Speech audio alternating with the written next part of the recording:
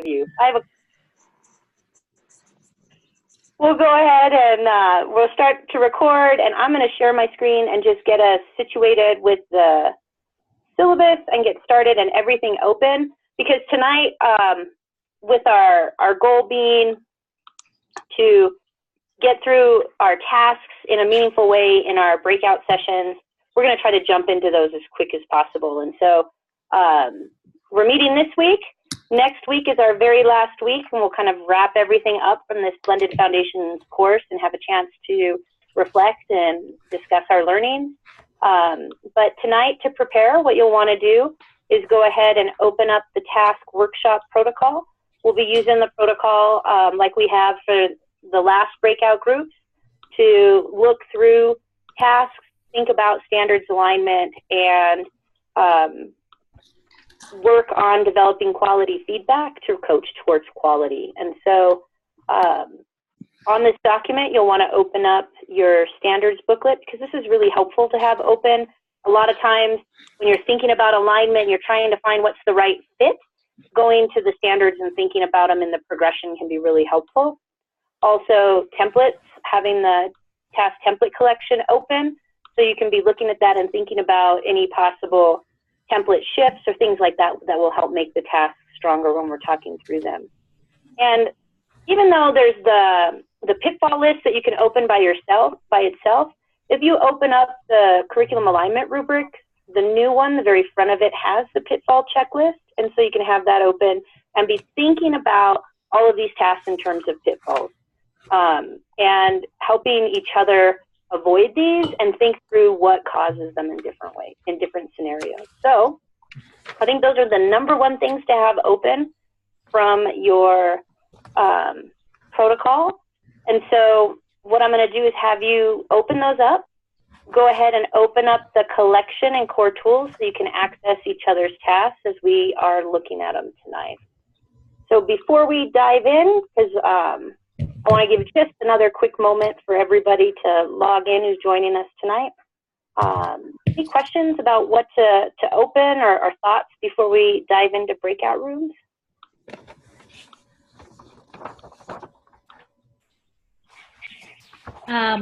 Kim Egbert just texted me. She's having some technical difficulty, but she's still trying to get on, just to let you all know. Oh, perfect. Thank you, Kelly. What I'll try to do is wait just a second. I actually just got on. I'm good. You're on? Oh, good. Yep. Yay. That's the hard part when I'm sharing my screen. It's hard to see when everybody who's here, because you only get to see a couple of the screens at a time. But it looks like most of us are here. We'll go ahead and I'll stop sharing my screen. And Rob is going to put us into breakout groups for tonight.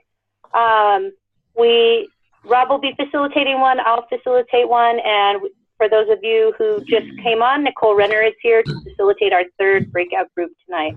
And so we'll dig right into those, think about the tasks that we have who signed up for tonight, and get to this great thinking, because this collaboration is some of the best work that I think we do over this whole process. So Rob, if you're ready to put us in breakout rooms?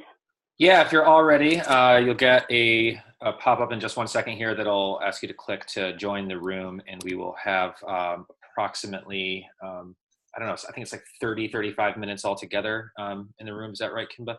So we'll hopefully get through a couple of tasks like we did last week. So I'm going to go ahead and click that. So you should all be seeing your breakout room option in just one moment.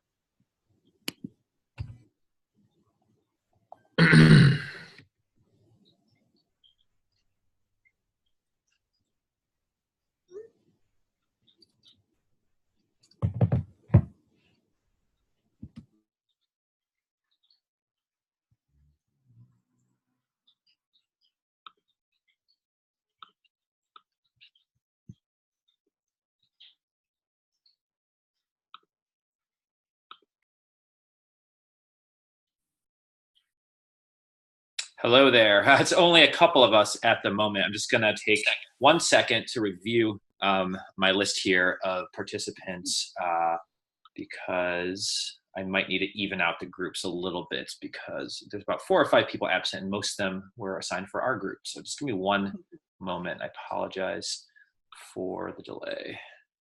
Not a problem. Great, thank you.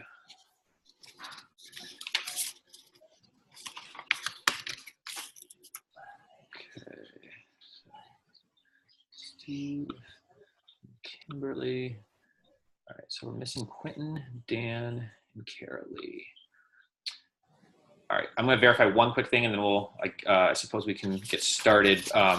Although we'll probably be in less of a rush if my other two, we had two other tasks that we should be workshopping today, and neither of those participants have signed in yet.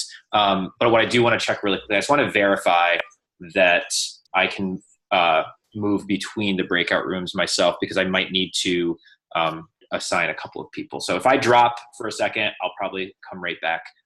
So sorry for the delay one more time. Okay. Breakout rooms. Okay, there we go.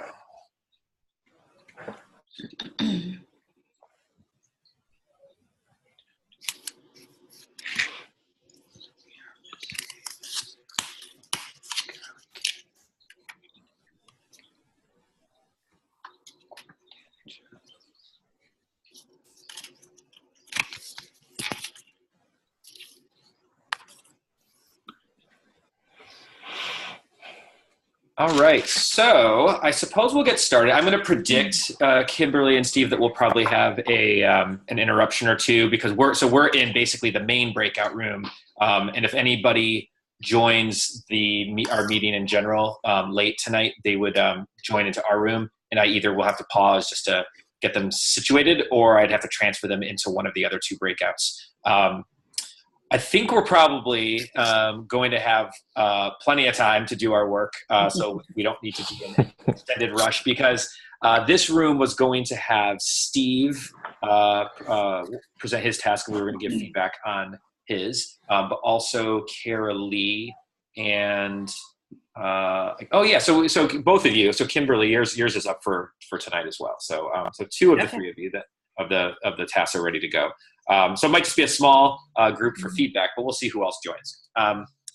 Okay. I don't know if either of you were in the same, you might have been in the same breakout as me or a different one, but just to quickly just review the protocol so we can stick to it as much as possible. I'm going to share my screen and get that up on the screen for you guys. Just give me one quick second here. All right.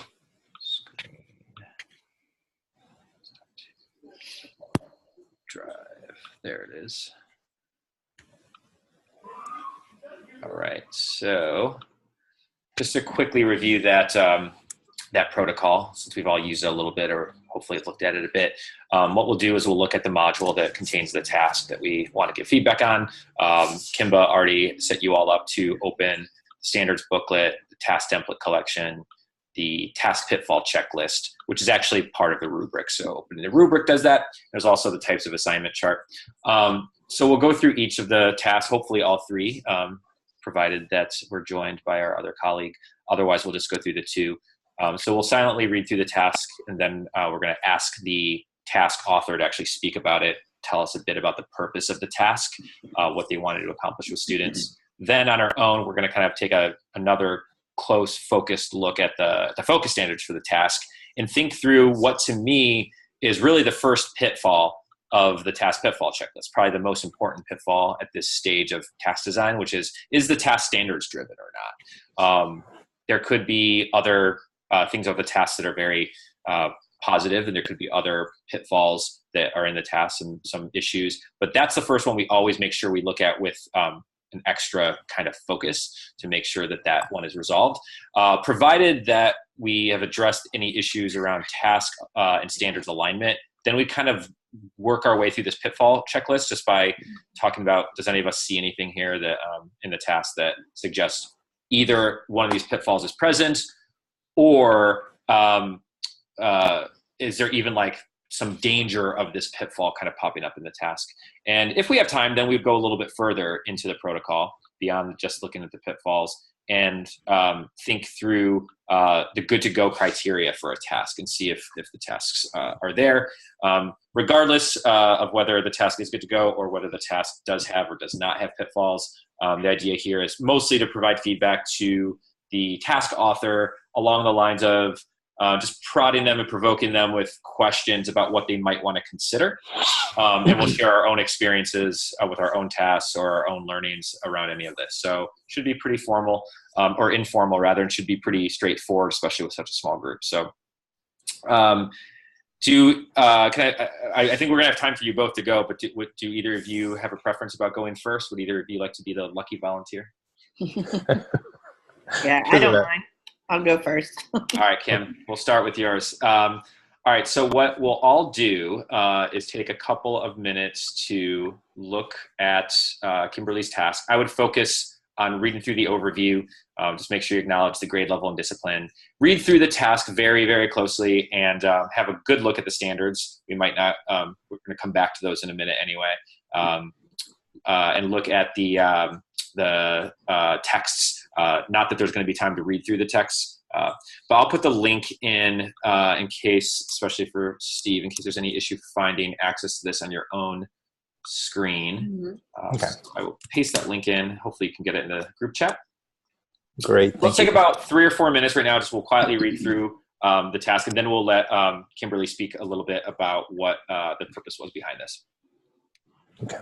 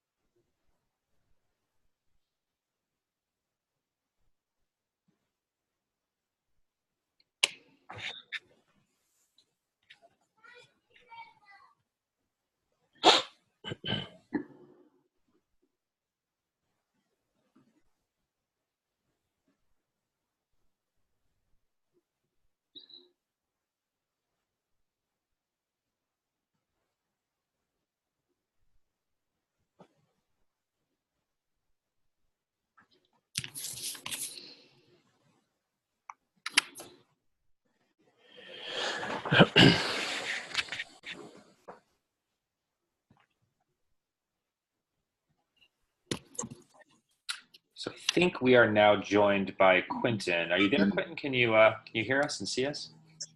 Yes. Awesome, thank you. You've landed in the right place. So we are looking at Kimberly's task for the task workshopping. So I'll just put a link in the chat to her task one more time. I'll have it up on the screen. We're gonna take another minute or so just to read through the task, and then we're gonna hear from Kimberly a little bit about it before we use the protocol to start giving her some feedback.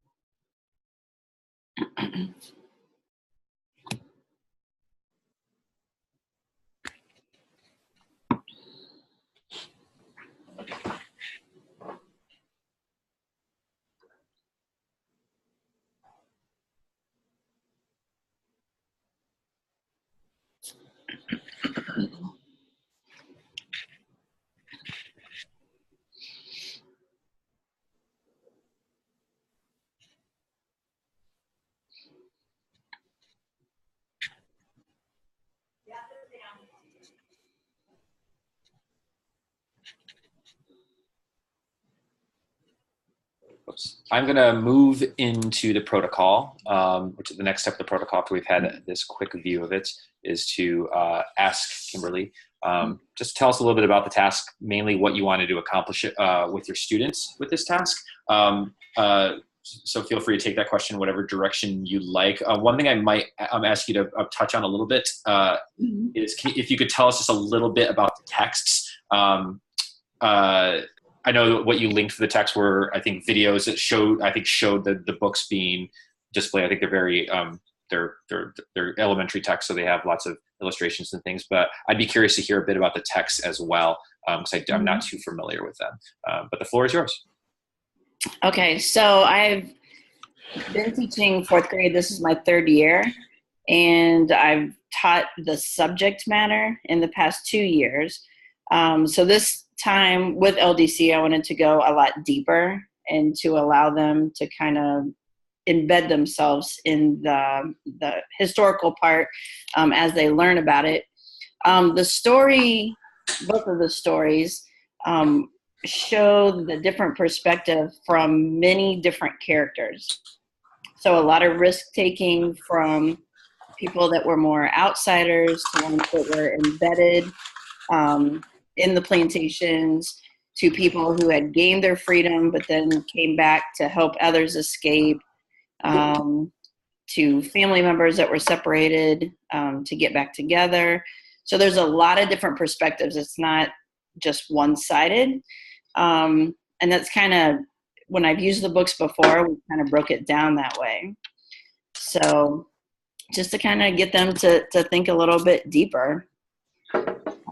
And there's a ton of symbolism, you know, with the songs and the quilt squares, which help to lead to the freedom. And so I have it set up with our music teacher to teach them the songs, and our art teacher, we're actually going to create one of the quilts with the different quilt squares. So it's kind of a nice, I don't know, what am I trying to say? Cross-curriculum type of piece. So I originally had 4 different texts and decided to take it down to 2. I also have 2 other texts that I'm using kind of as the background knowledge, just to explain the historical part of it.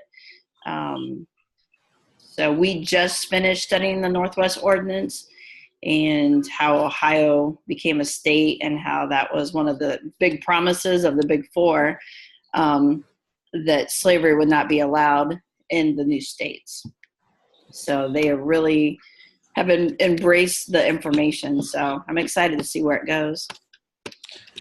Great. And I'm just going to ask for myself and for everybody a couple of just really quick clarifying questions before we kind of push you a little bit into the background while we talk over and provide some feedback using the protocol. But yeah, all that was super helpful.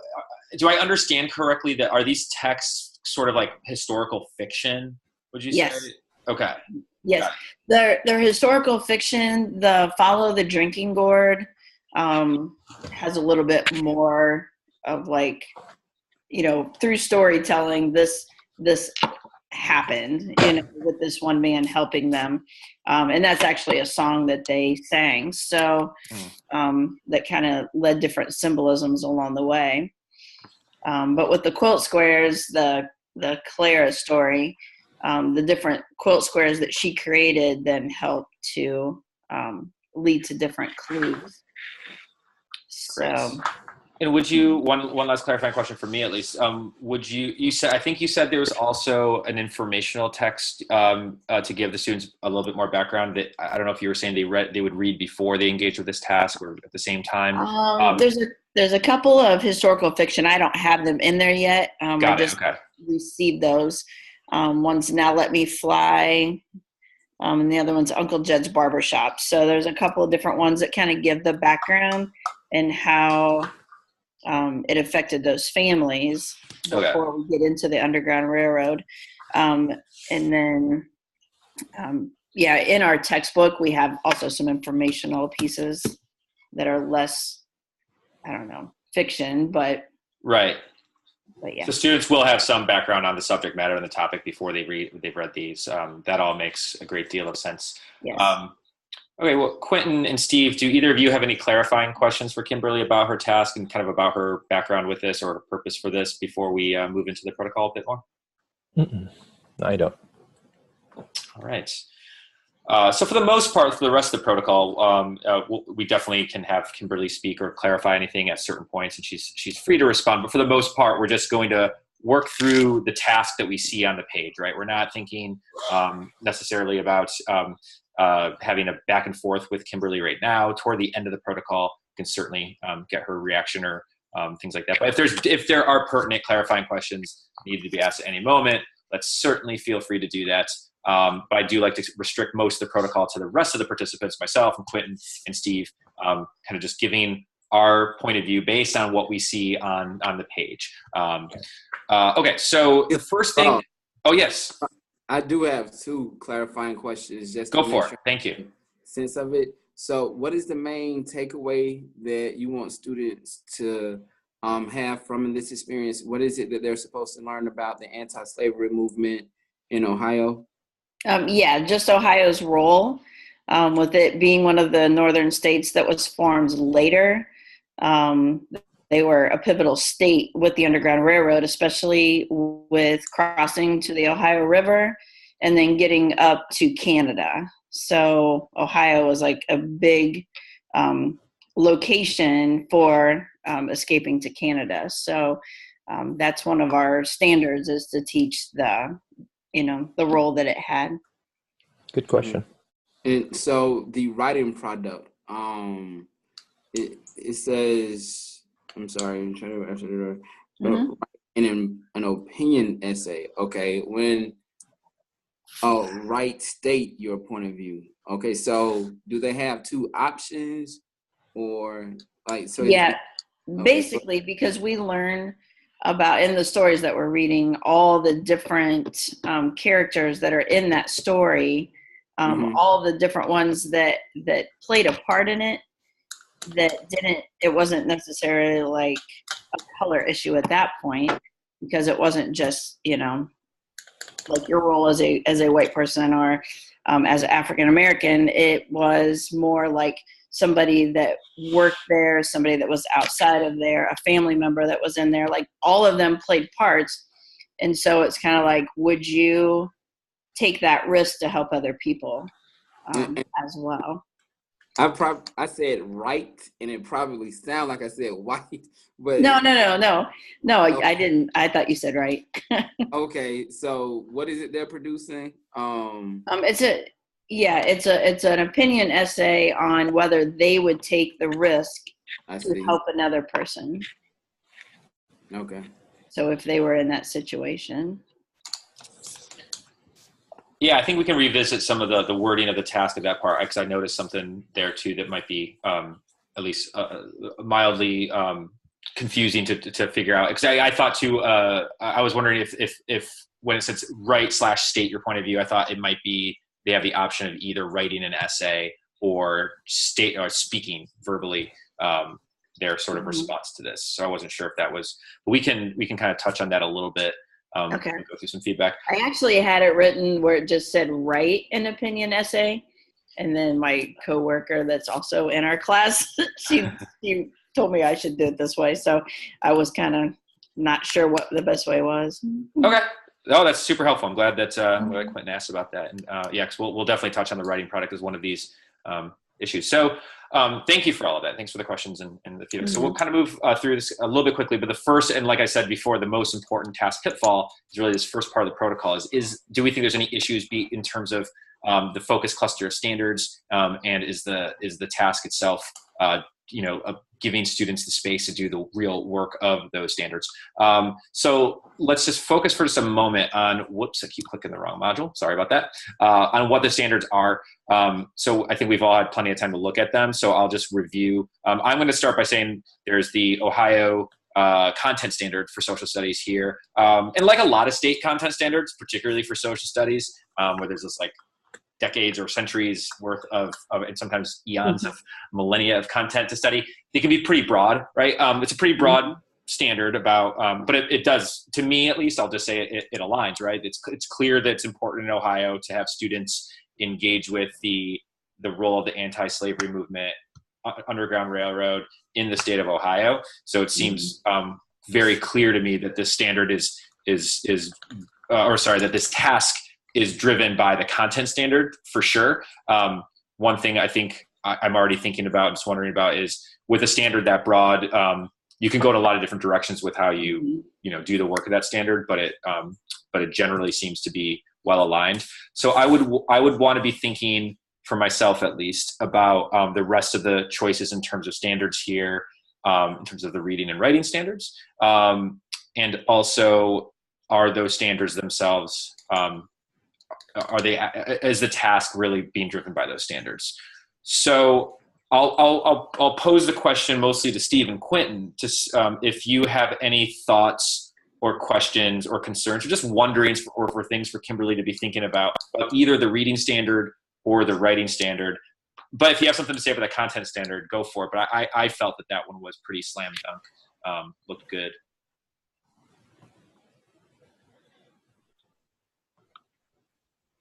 Yeah, my reason for asking about the main takeaway related to the content standard. And so that clarifying question was just to get a sense of what's the relationship between the vision for the prompt and that content standard. So that addressed that for me. And it's clear that in the writing 4.1, write opinion pieces on topics or text supporting a point of view with reasoning and information. I like how it pretty much takes the language of that writing standard and embeds it in the writing prompt. Mm-hmm.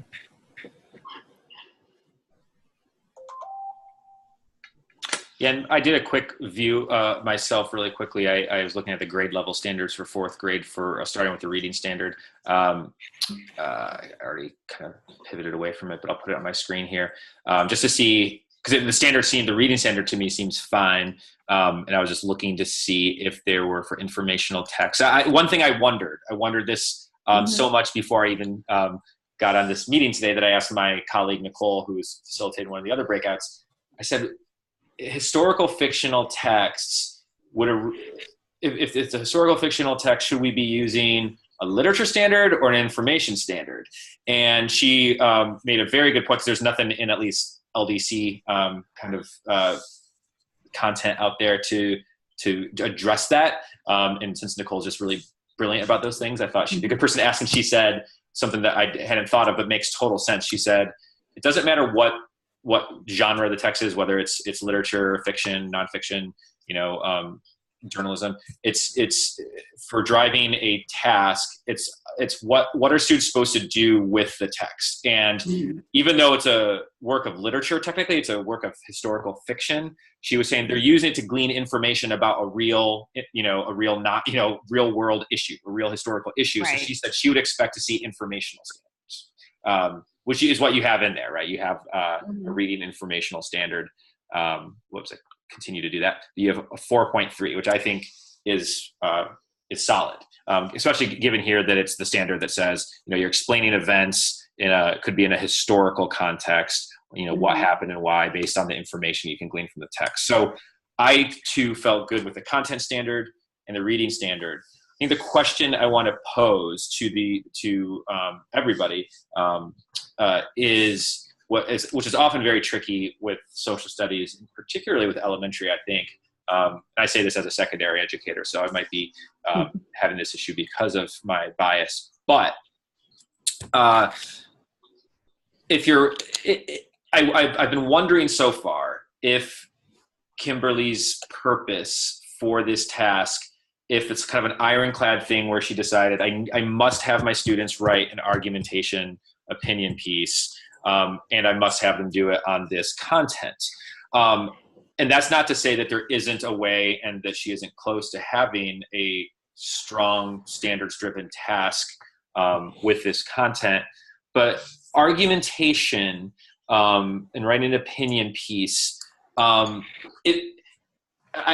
can speak at least a little bit, I wouldn't say authoritatively, but with a little bit of background experience with this in the secondary context with social studies, which is it's often disappointing what students produce in social studies if the kind of the positionality you have for argumentation is what would you have done in this historical situation, in that it does two things. One, it might remove them from the text a little bit. The focus of the way they write might be more about here's how I feel about this thing called, slavery, and here's how I feel about this incident. And it might diminish their ability to really kind of engage with the content as strongly. And secondly, it's also just it's a tricky exercise, right? It's kind of a hypothetical, like you're, and again, no fourth graders doing the work of a historian, but getting them to speak a little bit like a historian. Historians don't often, relitigate like what would I have done, or what would you have done in decades ago. So I thought the notion of asking students to do that is really engaging and good. I just wondered if Kim would at least consider thinking about this through as an informational explanatory writing standard with an informational explanatory writing template, because she is asking students to explain the events and so forth and the risk factors, which they can do without injecting their opinion. And maybe, and this isn't something we cover in blended foundations, but maybe in the instructional ladder it'd be fun and engaging to have students do an exercise, do like a one-day activity where they talk about how they would have grappled with this. But in the essay itself, maybe they would just stick informational explanatory. I'll leave that there, but I wanted to point that out as one of the other pitfalls, which is, and I'm not positive that pitfall is there, but I see some risk of this template and task mismatch. Maybe what Kimberly really intends here is informational writing, but decided to choose an argumentation standard and decided to use an argumentation template. I just wonder what the task would look like. But I don't know if anybody has any reaction to that. Quentin or Steve first, and then maybe we'll hear from Kimberly if she wants to respond. Well, one of the issues that I was having as I was creating my own was that these are not generally, they don't fall specifically into one either task or one standard necessarily. Sometimes it's kind of that in between, where they wind up landing right in between something, and it makes it very difficult to make it as clear as possible without having to defend it or without having to kind of be there right next to it saying this is this standard or this task and this is why. That's what I was finding with my own thing. So I'm thinking that this is possibly the same thing where it kind of lands in between, and it's arguably it can go in either direction. Kim, what did you think? Go ahead, Quentin. Yeah, what came up to me is a conversation that we had maybe 2 weeks ago when we talked about an authentic writing experience. And in social science, the idea is to write objectively, to be neutral and use the information from the text to drive whatever the main idea of the writing is. So when you begin to ask questions like, what would you do? It becomes more subjective, and the need for citing credible sources is minimized because it's a what I would do type of response.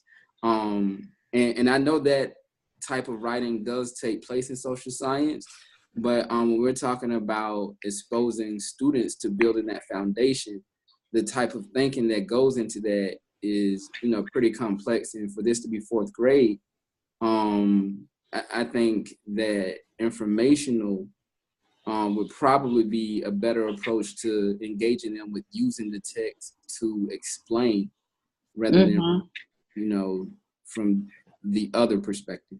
Right.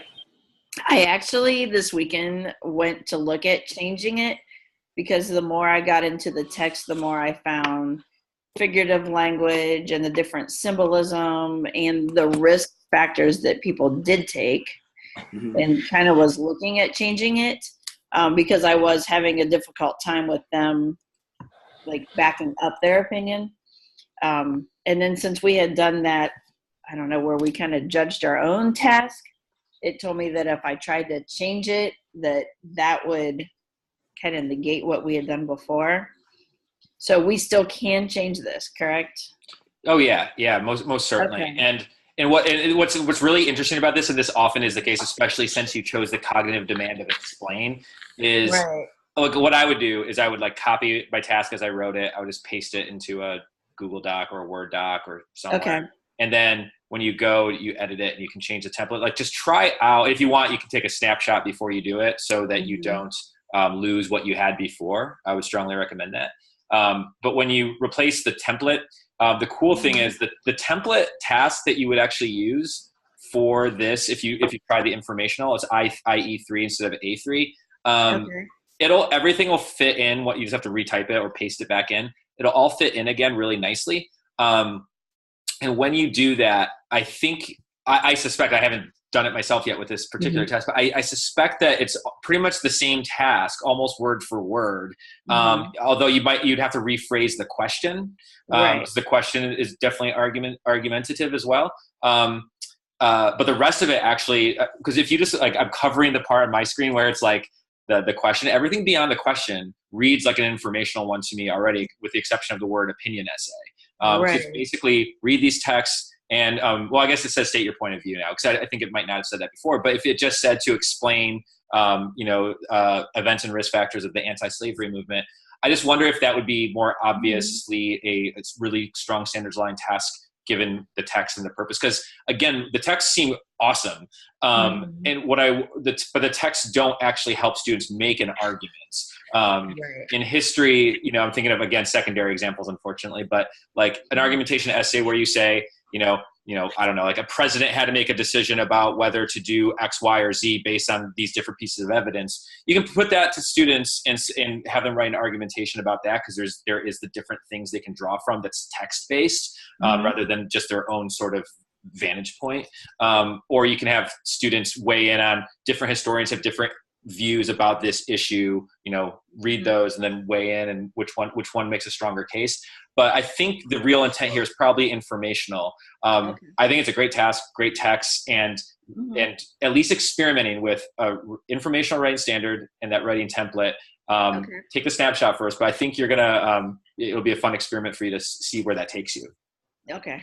And that's the only issue, because I think this is that's like a good problem to have, because the rest of the task and the reading standard and especially the content standard, it all makes sense. And if it just weren't argumentation, I think I would be hard to really find anything that resembles a pitfall in this thing. So I do appreciate, I know these things, we go really quickly. I thought we had like tons of time, but we should already switch over to Steve. But thank you, Kimberly, for agreeing to go first and for sharing your work. And I appreciate the input. Great. And we'll send you after this call, probably either today or tomorrow, just some written up feedback that just kind of summarizes some of the things we noticed here today. Okay, great. Thank you for that. So what we'll do is, we don't have a ton of time, but we'll switch on over to Steve's task, and I'll drop the link into the chat. So if we could take maybe 2.5 minutes or so to just look over Steve's task and look over his standards, and then we'll give Steve a couple of minutes to talk through his purpose, and then we'll kind of do the 1-2 punch of, is it standards aligned? Do we see any other potential pitfalls there, and provide some feedback? So I'm going to time it for about 2 minutes right now, just to give us a broad sense of this thing, and then we'll let Steve talk for maybe about 90 seconds or so, and then we'll take a close look.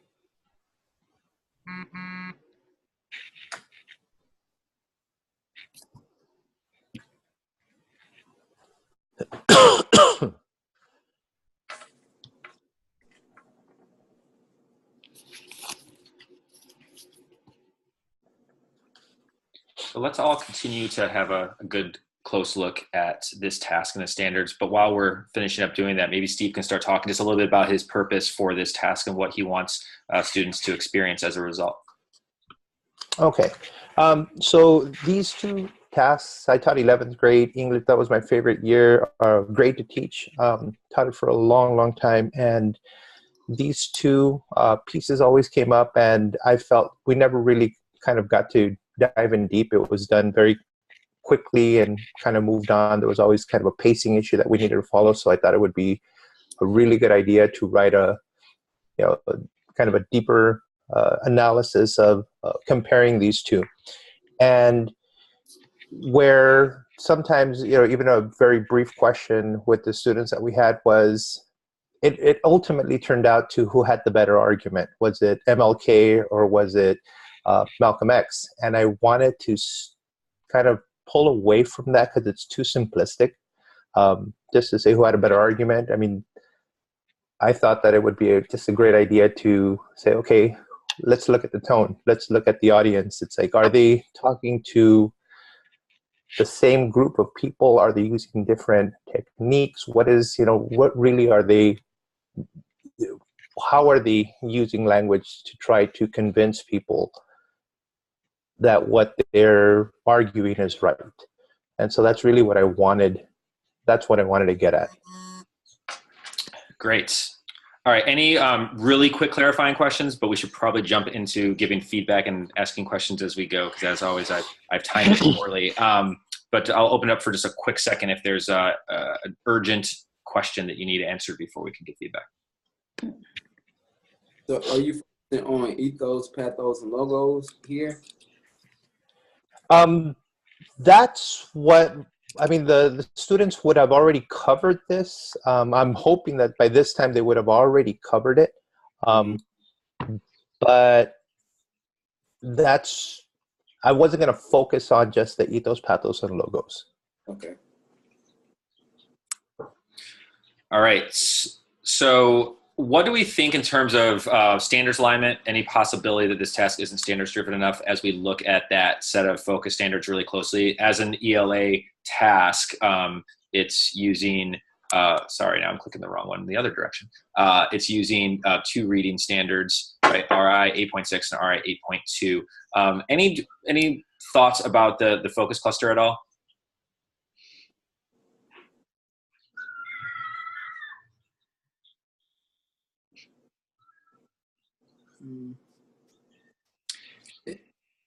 Is there a content standard, or is this just more literacy based? Because I know it's ELA. Yeah. And I'm sorry, you were asking if there was a history standard? Well, is there a content standard, or is it just, it's not? Okay. It's just ELA. And really the reason for that is because I wanted them to focus more on the tone. So I wanted to keep it with ELA, and I did switch this around. Originally, I had borrowed it. I thought it was going to be, okay, this is going to be pretty easy, and then I wound up changing the standards, and I wound up changing the text, and I wound up changing like everything on this. And I really struggled with keeping. There's one there for like tone. There's a standard there for the one that, and I pulled that out purposely because I didn't know if it was deep enough. That was one of those questions that I had where it's like, well, maybe I can pull out something better with a different standard. Yeah, I think it's really smart to do this as a kind of a literacy exercise, right? Where we're the author's craft, the speaker's craft, the rhetoric choices that they use. That's clearly your focus. It's interesting because it's clear you want them thinking about each author or speaker's audience. I was looking at the standards, and I think at like one grade level up and one grade level down, there's standards that have the word audience right in it, but at 8th grade, for whatever reason, just luck of the draw, or bad luck of the draw, it's not in there. But I thought 8.6 is pretty closely, tied to that, right? What is the author's purpose in their writing or their speaking, and how they're, getting that purpose across. We only have about another minute or so, and I apologize for that, Steve, but okay. I thought very likely you could probably stick with these standards. I think we'll have some other written up feedback for you to have a look at, to consider, that I got some help from Kimba on, since she's an ELA expert. We thought that maybe there's some refinement to do to the task prompt to make it slightly more aligned to it, because just to make sure that what students are looking at is focused on the craft of the speaker in both of these cases, rather than some students might get really distracted about the part that feels a little more social studies oriented in the task, which is what's the course of action each of these speakers is suggesting. As long as it's very clear in the task prompt, which is very close, I think, to what does the text say, what does the way that they wrote or the way that they spoke, what choices did they make as writers or speakers or authors to try to encourage a certain thing. So we have a couple of good examples for you to look at for that, but we thought this was really darn close to it. We only have another second. I have to click over back to our main room. But Steve, I just want to throw out there before we depart, and I'm sure others would have thought about this as well. I looked at these texts. Obviously, I know the MLK one really well. The Malcolm X interview, I didn't know quite as well. And I was wondering, though, if there are other Malcolm X texts that might be an even better contrast, because it's pretty short. It's an interview. It's a back and forth with him and someone else.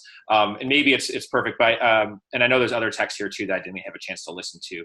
But yeah, we thought this was reasonably strong. But I'll share with you that feedback, since we got to jump back to our room. But sorry again about me not timing this as well as equitably as I hoped. Okay.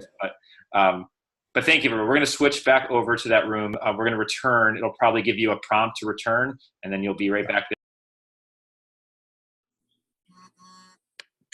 So I think it'll still just be us for a moment as we wait for our other two groups.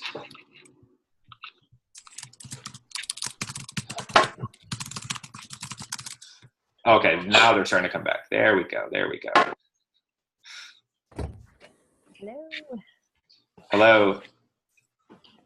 Do we have everybody back? Let me see if we have Kimba's group. I don't see them yet. Okay. Sorry about that, running a little bit over, Nicole.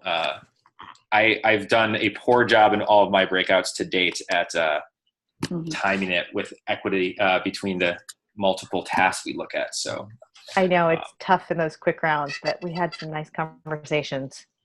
Great. Very good. This is the first time there we go. Here comes everybody. Everybody's back. Here we go. Kimba uses every second. right here with the sentence. Bell to bell teaching. Kimba was on fire. All right. One quick thing I'd like to do before we move on to our last couple of minutes here, and I'm gonna make the semi-executive decision here to we can kind of use this as our sort of reflection for this week. At the end we usually try to do a last second whip as well. But I was just wondering if we could quickly kind of put on both of our hats for a moment.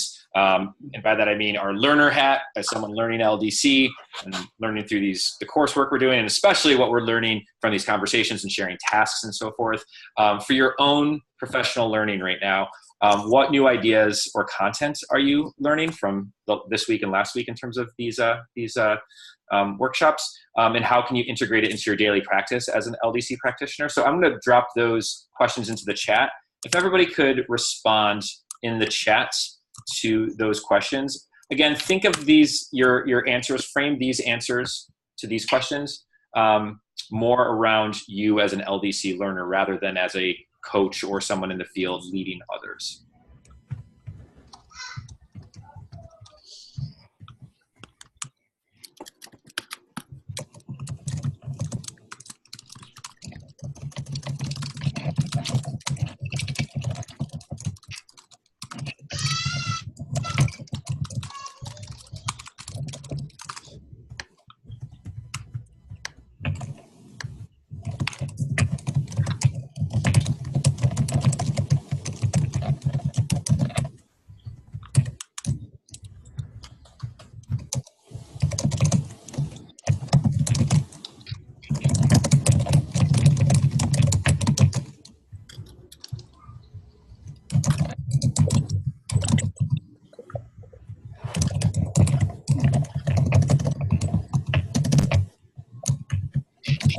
And as you finish up typing in your responses to that, and everyone can read through what others are saying, let's switch to put on our kind of leader hats. I'll put those questions in there. How can you apply this work or any of these ahas you're having as an LDC learner to the work you're doing to lead teachers through their LDC journeys and designing tasks and having standards alignment? So if you didn't quite finish typing in your first response, let's go ahead and finish that up and add a little bit more about as an LDC leader or as a coach, how we're using this. Seeing a lot of stuff in here that I think we're all glad to see that continues to resonate, right? Especially about content and discipline and social studies and science, and a lot about less is more going down to make sure standards alignment's there. So I'll give you guys another 2 minutes or so to share your responses as an LDC leader.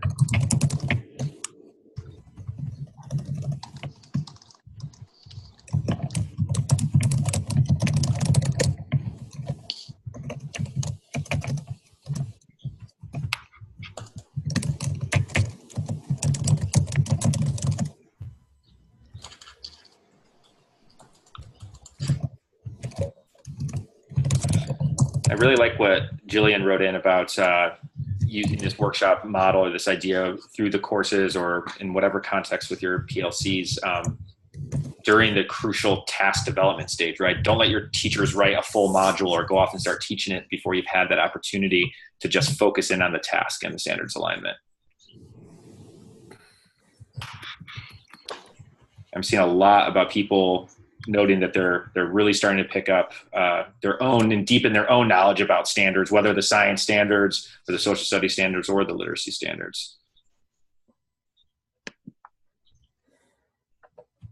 This is great. I love what Dana wrote about making sure that teachers are putting themselves in the shoes of their students, right? And that's one of the exercises we've had you do before, right? Where we've asked you to at least consider, if you have time, respond to your own task. Can you write a cogent response that's text-based and rigorous with the task frame the way it is? All right, so I'm sorry to accelerate us through that really quickly, but I'm glad we got to spend most of today's time together in the actual workshopping to draw some of this out. And as I noted with my breakout, and I'll just say it in front of everybody, we will be sending to everybody who had their tasks workshop today some written feedback that's probably very reflective of what you heard from your groups today. So you'll have one more thing coming your way in the next day or two. And then we'll probably note this again at the end, but there'll be at least one more opportunity for you to get one-on-one feedback through Blended Foundations before you submit your task to national peer review. But with that, I'm going to pass it over to, I believe Nicole's going to talk us through some of that in a little bit more detail. So Nicole, do you want to jump in here? Sure. I just wanted to take a moment to share another opportunity for the kind of collaboration and feedback that you've all been experiencing here with this cohort, and that is our National Task Workshopping sessions. So if you're not familiar with these, every first and third Monday of the month, we hold National Task Workshopping sessions where people can submit a task to be workshopped. It's typically workshopped by an LDC, staff person with usually a guest thinker from the community, and then all of the participants also engage in the conversation around one or two tasks in that session. And it's just another great opportunity and kind of a fun and relaxed environment to sharpen your coaching skills as well as your task design skills. So you can participate in multiple ways. If you were interested in, let's say, getting feedback and having an opportunity to workshop another task that you're working on, you can submit a task to be discussed in a national task workshop. And you do that by going to submit it just as you would for peer review, but by selecting the event task workshop submissions. It's not actually a peer review opportunity. That's just a place to submit tasks you're interested in having workshopped. Or you can participate as a guest thinker. So Kimba just put the links to register for those meetings in the chat. The first Mondays of the month, they take place at 4 p.m. Eastern Time, and the third Mondays of the month, they take place at 7 p.m. Eastern Time, just to give a range of opportunities. Obviously, right now, you're occupied at that 7 p.m. Eastern Time, but if you find yourself missing the collegial experience of Blended Foundations, you can always hop on for one of those task workshop sessions. Thanks, Nicole. And as she said, we have those regularly, and they're open to a wide group of people. So you can be on the lookout for those, or hit us up if you want to be reminded about them later. But they're really fun, even if you're not the one in your task workshop. You can just listen to your other colleagues and always learn a thing or two. Kimba, do you want to take it away? Close us up? Yep, sure will. All right, you guys, we have 1 week left. My goodness gracious. It's been quite a journey, and it's been fun to kind of come and go with you guys. And I know you've been doing really great thinking. And so I look forward to being here with you next week. I know Rob can't be with us next week, but Suzanne and I will be, and we'll wrap things up and reflect on our experience so far. However, there are a couple of reminders of last minute things that we'll be doing. Everyone, as a part of this course, has been working on developing this task that we've been workshopping, and you'll be submitting it for national peer review. The submission deadline for this particular group is December 15th. Now, that is just the task, so it's only thinking about your overview, the task itself, your standards, and the background for students. You don't have to worry about any of the thinking yet when it comes to skills list, instructional sequence, and your mini tasks or anything like that. You have been going through that course content just so you experience all the courses the way your teachers do. However, your focus right now is on the task. And so be using what you've learned through the task workshopping sessions to revise. Additionally, we have one other support for you. Many of you have signed up already, but we do have the task workshopping one-on-one with us. I'm going to go ahead and share my screen for just a second and show you the document. I just put the link for this in the chat. And what you can do is go ahead and just put your name in here next to a time. So far, George, Pam, Quentin, Dan, Kim, Kelly, Ashley have all signed up. There's time slots with Rob, myself, Danielle, or Suzanne. Suzanne will do some flexible evenings or weekends if you want to let her know. Other than that, the rest of us have tried to give a variety of different times and dates to work best with your schedule. So you can choose it based upon schedule. You can choose it based upon a variety of reasons. Rob is strong in everything, but he is really amazing when it comes to social studies. Danielle, with her CTE background, is really great for many contents, and I have an ELA focus in my background. So we're all here and available for you and would love to work with you. So please go ahead and sign up for that and take advantage of having that opportunity. Kimba, yeah. According to the teaching channel, we don't have a meeting next week. It's the following week. I think these are in place of, because I'm looking at, it goes that from, must be an error in the teaching channel. Let me look and see. I'm sorry if there's an error there. Which week are you on? Oh no, I was just looking at our thing. I don't know. Maybe I'm wrong. Oh, okay. It says no. And if right, doesn't the teaching channel, like the discussion topics, list out like a week after a session by when, because it says December 15th there, right? Yeah. Yeah, and that's because that's when your due date is for submitting your task. This is Right. just the next steps following our last session. So, whew, I was like, hold on, there must be a date error there. No, we're scheduled to We meet have next our week on meeting for the Tuesday. exact same time now. Did you notice that? I do. Who does? Nicole. Don, you're thinking about Central Time Zone, I think. Oh, okay. That might be good. I get All it. right. I'm in Central Time Zone too. I get myself mixed up all the time. Oh man, it happens to me I all gotta the keep straight. time. So we did that one-on-one workshopping in Eastern Time Zone. That way, regardless of where you are, we have just one that you're building from, and I think that makes it a little easier to figure out. Because I'm Mountain, so I get confused into Mountain Time Zone all the time. All right, we're gonna go ahead and close out with our final word whip. I realize we're right at time, but it would be really wonderful to see your reflections of what's resonated with you from today, as far as a word or a phrase that is lingering with you right now from your workshopping session. So go ahead and post that in the chat. I hope everyone has a wonderful and rejuvenating Thanksgiving with family and friends and enjoys the time away from work and with the people you love. So thank you so much for being here this Monday night. And I look forward to seeing you next Tuesday. Yeah, Go ahead and post your final word in the chat. Yes, go ahead. what's the name of the event we're submitting to? It is the Partner task review. January peer review is the name of the event. January partner peer review. Okay, there was only 3 in there the other day when I looked. That's why I asked. Yeah, we'll They send update out. every month. Yeah, we'll send out a follow-up email that will explicitly tell you what that is. But yeah, it'll be the January one. Okay, thank you. Thank you, everybody. Yep, definitely. All right, and have a happy holiday. It's Happy good to see you holiday. all. See you next Tuesday. Night.